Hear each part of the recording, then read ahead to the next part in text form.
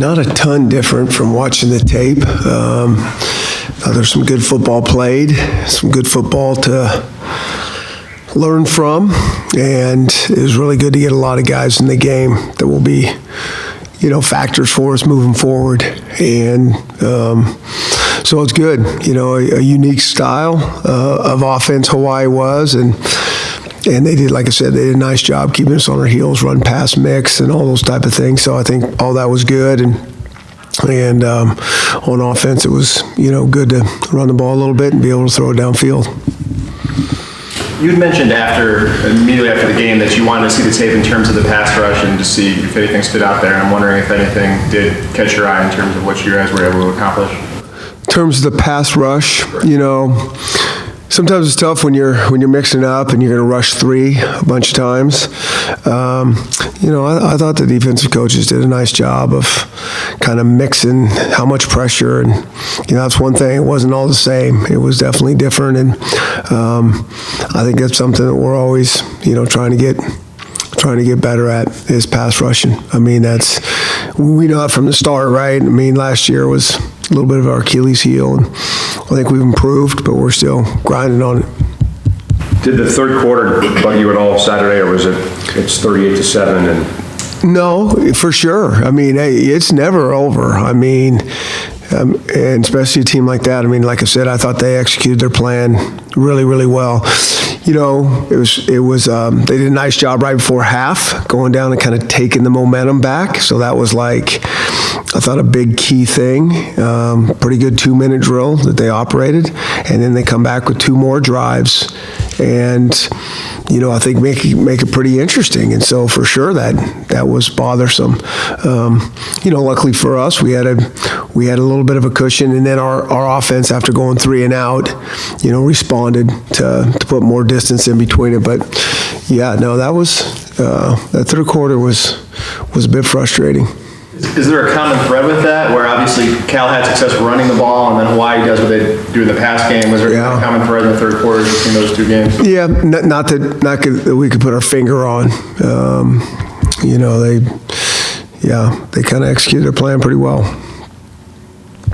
Did Puka earn more playing time after? Well, when he was in, he did well. I mean, even blocking wise, he did a nice job. And so much of that just has to do with, learning what to do full speed. And so I think there's certain things we put him in for that he feels comfortable with, and hopefully he can, there's certain guys that we've challenged and just said, hey, it's kind of on you in terms of you learning the system. The faster you learn, the more you learn, the more playing time you get. Because I think Puka's got good ability. Is that kind of in reference to the playbook, things like that? Yeah, absolutely. Yeah, that's what we're talking about. And each week there's tweaks to that whole thing. So you think you got it, and now we got a handful of new things that can slow guys down. And but he's definitely, we're trying to get him on the field more. I assume quarterback would be the hardest position from a jump from high school to college as far as the playbook is concerned. Is that fair? And is wide receiver kind of right behind quarterback? Or? Yeah, no, I wouldn't say the wide receiver's right behind quarterback, but it is all new, and there's a lot of different things and formations, and then the motions. Even though the plays could be the same, that all allows or adds on to thinking. And it's our job as coaches to not overwhelm our guys, so we can get the guys that we need to get on the field. How would you evaluate just Jacob Eason through 3 games in terms of what he's done well and kind of what the next step is for him? Yeah, I think, a little bit of the same thing, just commanding the system. That's probably the number one thing. Certainly he, can throw the ball and get the ball to the receivers in a hurry. And I think that's just the main thing. It's just kind of really understanding exactly what we're trying to do, and, some of the RPO game, and, when to throw it out there, when to not throw it out there, when to hand it off. Same thing I was just talking about, shifts and motions, and sometimes, that can be a little bit cumbersome on the quarterback for sure, because now he's got protections and all kinds of stuff. And have you seen growth in that from game 3 to game 1 as he's kind of going week to week? Yeah, definitely have. Without question. And, I kind of feel that with all the guys that we've had out there. I mean, you can feel that there's some growth. I mean, you just see different things that haven't come up in practice, different styles, offense, defense, special teams, and so there's just no substitute for that experience. And so you do feel the growth, yeah. You also mentioned after the game you were anxious to take a look at the running backs. Mm-hmm. What stood out to you after watching it? I thought all those guys played well. I really did. I thought they were doing it. I thought our O-line did a pretty good job, and then I thought all those guys, ran tough and kind of found the creases, and it was all a little bit different. Savon hit a couple long ones, and McGrew kind of bounced around and found some holes. I thought he ran pretty tough after the game, and looking at tape, I thought the same thing, and Rich seems to always run pretty tough down there. You had 3 guys with 8 carries like that, and so that was the fewest in a win since 1986, someone just pointed out. What does that say about the variety and just your confidence, I guess, in that room as a whole rather than it being one person? Yeah, I mean, we feel like we got some good players back there. They're all a little bit different, and I said that after the game too. That I think Keith Bonefoot does a nice job, our running back coach, of just kind of mixing those guys in, and we're going to need those guys. I mean, there's no question. I mean, those guys, even though carry the ball 8 times, I think there's a couple of them that feels like it's more than 8 times in terms of just getting pounded a little bit and those type of things. Are the rules different for Richard when he's running the Wildcat as opposed to if the quarterback was running the same way? Yeah, a little bit. I mean, we wouldn't have our quarterback run those plays. I don't think we've done that. I mean, he might hand it off, but our quarterback's not a big runner around here in terms of pounding up in there. So I'm not sure what you mean by that. Well, in terms of when it's a read, yeah. Do they read? Are they reading? Going to read to make the same? Sometimes he is. Sometimes they are. Sometimes they're not. Yeah, it just depends on the call. Yeah, and like I said, Richard played some of that in high school already, so it was kind of nice to get him going on that. Going back to the running backs, how do you kind of balance that success will dictate the amount of carries they get, but isn't there a certain amount of carries they need to get in a rhythm as a running back? I think so. I think there is certainly a rhythm to it, and like I said, I mean, I think our running back coach does a really good job of feeling that, and there's certain plays that I think guys have going into the game, certain groups that they're going to get in for certain plays. They know that. And then, just depending on how the game goes and how guys are in a groove or not, I think he kind of gives more or less depending on, the situation. I think Hunter Brown was the guy you also mentioned that you wanted to see the tape on. Him and Easton really seemed to have connected through the first 3 years. What did you see on the tape, especially in Hawaii? Yeah. We got him open a couple times with some pretty good space, so that's nice. And then the other thing you see is, Hunter's pretty courageous. I mean, he'll make those tough kind of in-breaking route catches with people around him, and usually come down with the ball. And so I think he's a big target that will make tough catches. Cam Williams getting that interception, how important is that for a young player to kind of get something like that under his belt? Yeah, I think it's big. I mean, I think a guy like him, I mean, every new experience is, the more tackles he makes and gains confidence, whether it's at the line of scrimmage or in the open field or, gets an interception for sure, that understands the ball could be coming his way, will be coming his way, and I think it's huge, and I think that's probably gonna help his confidence quite a bit. Trey Lowe, closer, potentially. Yeah, he really is. He is getting closer, and for a guy that's been out this long, he's getting closer. So it's he might be back, with us before he's in a game, making sure. Because that's the one thing, when a guy's been out for a while, there's a tendency to just throw him back in, and they're not ready to. I think our trainers do a good job of. It's just amazing. They can work with the trainers and be running full speed and cutting and doing all those things, and then they come play football with us, and it's really different. And so you got to, there's kind of a stage that they take them through. So he's not practicing yet with you guys, is that right? He is not practicing right now.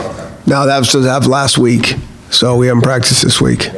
Is he at a place where he's it's just non-contact, or is he really not right? We're not going to get into all those details. I mean, that's, good job, Softy. More these week to week, and we're making progress, and that's all we need to know. It was actually more than you. Exactly. So, press conference over. BYU, how are they a different team than the one you started? Yeah. Well, they're different on offense for sure. They've definitely tweaked their system. They were so really heavy run oriented. They still want to run the ball, but it is different. There's certainly some carryover, but it is different. I think the quarterback makes him better. He's a really good player. He's super athletic.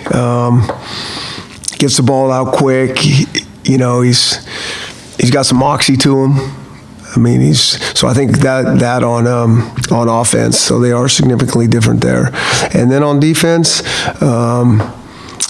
have a lot of guys. They have a lot of guys back, but they also play a lot of guys, which is something that we kind of like to do around here. But they have a lot of depth. They'll rotate a lot of guys at all positions, certainly in that front seven, and I think that helps them. And so they've been doing that.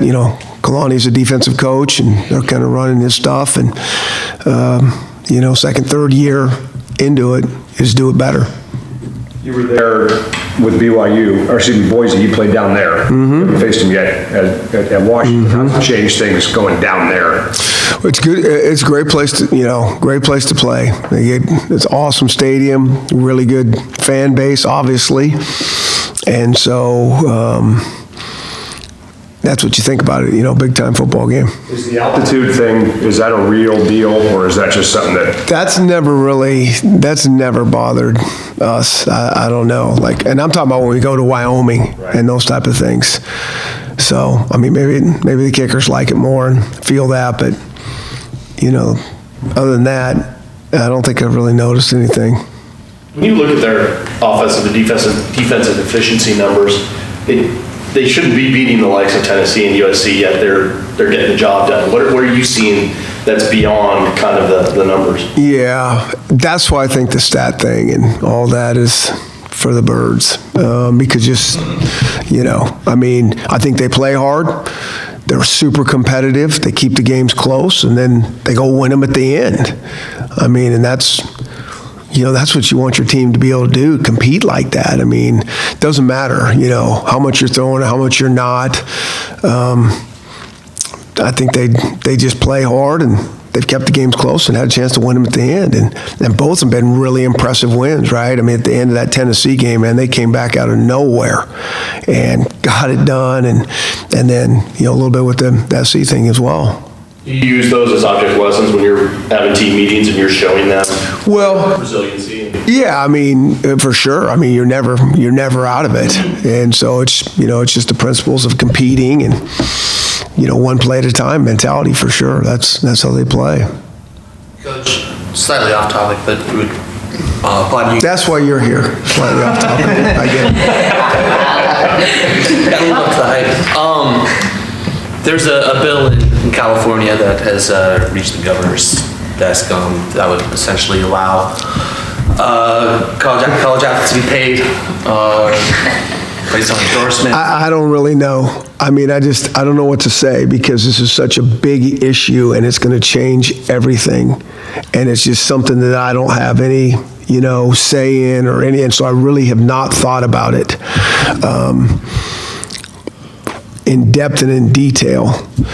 I think everybody's, all about the players and trying to help the players as much as we can, but you can also see how it would change things dramatically in the recruiting and all those and all those things. So it's really hard for me to answer this question, what you're talking about with any, real deep thought or expertise, because, obviously we've all thought about it, but then you're like, well, okay, how's this going to affect, recruiting and all those things? So I don't know. Yeah. I'm not trying to make you uncomfortable here, but how do you think it would change if that happened? I don't know, because I don't know what the game is when they do that. It's like if you can, I think everybody just wants as much of a level playing field as you can have in this whole thing. And it's, it's not at certain schools, the recruiting's not all the same. And so if this is another thing that tips the scales, I think is, something that everybody's got to look at. On the recruiting side of things, when you look at the receiver room, Andre Bocelli, those guys were recruited by Brent Pease, and now you have Puka, who's technically recruited by Junior Adams. When you look at that room, do you see a lot of progression? Just how do you evaluate the room and the receivers, given that every single guy's almost had a different coach? Yeah, and that's, not an ideal situation. You love to have continuity on your staff, certainly in a room, and we've had pretty good continuity on our staff. That room is one that we haven't. But I think they've all had some pretty good technical receiver coaches in there, and you can learn from all of them. Like that's what I always think when I talk to our players. A new coach comes, it's like you've already learned a lot of good stuff, and now a new coach is going to teach you some stuff that maybe you haven't heard. So, I don't expect like a room to do anything but grow and get better when you bring a new coach in there, no matter, whether a guy, how many you have in there, because the system's really been the same, and the coach has had to learn the system. So what is it maybe about your system that has caused maybe just to not have the right fit or whatever the case may be, given that position has had the most turnover? Yeah, I don't know. I don't think it's our system that's been the problem. It's we just haven't. We've just had more turn. Bush was there and things worked really well, and he got a job that he wanted to go do. So then that kind of brought a new guy in, and we're excited to have Junior back. We're making progress.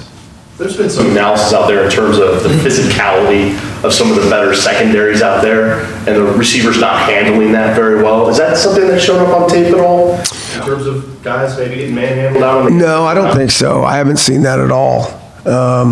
In fact, I thought we've blocked a little bit better on the perimeter than we have in the past. And that's part of the run game. When we're throwing the ball out there, you can hand it off for 4 yards, or you can throw it out there and hope to get 4 yards as well. And there's a lot more space out there on the edge than it is running inside. And so, I hear a lot of stuff about why do they always throw it out? It's part of the run game, and it's a space game. That's what you're trying to do, is find space and numbers. And I thought last game, for the most part, those guys did a pretty nice job holding up on the perimeter and getting us some, the run game, whether it happens inside in that box or outside on the perimeter. To us, it's all the same. We're trying to, like I say, find space and numbers. One-on-one situations, though, out wide, how have they dealt with the physicality? Yeah. More aggressive secondary? I haven't seen what you're talking about there, we certainly want to win one-on-one battles, but what are you talking about, Cal's? Second? We're talking about, against Eastern and Hawaii, no disrespect, but that when you face a tougher, more experienced or better secondary like Cal, it seems like even going back to Ohio State and some of these other games earlier last season, there were some difficulties. Well, I would say this, it's harder to make plays against, better secondaries. But I haven't seen necessarily, what you're talking about, but it is, better secondaries, harder to make plays. Do you have a desire to have a real diversified wide receiving core as far as body type? Not really. No. We like them all 6'5", 215 pounds, and run for nothing. I've said that a lot. They're just hard to find a lot of guys like that just consistently. So you mix and match, and you're just trying to find good players that you think can be productive, and then you just kind of move them around and, try to play to their strengths. How do you think Chico's kind of started off? Yeah, I think he's been solid. I do. I think he's out there playing hard and very engaged and focused and doing a good job. Does anything change this week because it's the first road game? Obviously when you get later in the season, you get in the routine, but for the first road game, does anything really change? Yeah, I'm not sure how we would change that. Play more noise for the offense, but other than that, we practice like we always practice, and we'll do what we normally do when we go on the road. In terms of advice to the true freshmen or the guys that haven't really had that kind of experience, they just gotta, we gotta be able to handle the noise, and we've worked with noise a lot already, whether it's on our defense and when our offense and defense is going against each other. And you just got to be able to handle that, and I think they will. There's no place like home for sure, and but it'll be good. It's exciting. First time to go on the road in a really cool venue and really good opponent, all those things. So we're excited. Do you have a favorite memory when you were coaching at Boise down there? No, not really. Not really. I think if you win, that's a favorite memory, But I just know like they get a good crowd, and it's an awesome place to play a college football game. What do you see out of Jared Gilbert, right tackle, in replace of Cale McGarry? Yeah, I think Jared's doing a nice job, solid job, and really pretty consistent for the most part. And I think overall our offensive line has played pretty good. Speaking of Caleb, did you get a chance to see? Looked like a lot of guys were making plays out there. I didn't. I heard about it. I didn't get to see anybody. I know there was a lot of dogs making plays out there, a lot of DBs making interceptions. I know Will Diffley got a couple touchdowns, that's all I heard, but I haven't had a chance to see him at all. On the touchdown to Puka, I think the tape showed that Jacob had Terrell open also across the middle. I'm just wondering, do you feel like Jacob's more of a gambler when it comes to stuff like that he's, because of his arm strength, is more willing to kind of take that bomb as opposed to maybe settling for? I wouldn't have taken Terrell either. No, Terrell's got to find more space in there. Terrell's taking himself right into coverage. So I know why he came off it and launched it outside and, got it there in a hurry. And that's what he can do sometimes. But I thought that was actually pretty good. Yeah. And is that kind of when you talk about his progression, Jacob, in terms of seeing that? Is that what you expect for him to see that spacing and then go to the other receiver? Absolutely. Wouldn't be any different for anybody. Most of our stuff, if he's open, throw it to him. If not, go to the next guy. And after that, throw it out of bounds. It's, sounds pretty simple, but things are happening pretty fast, but that's how it is. Good.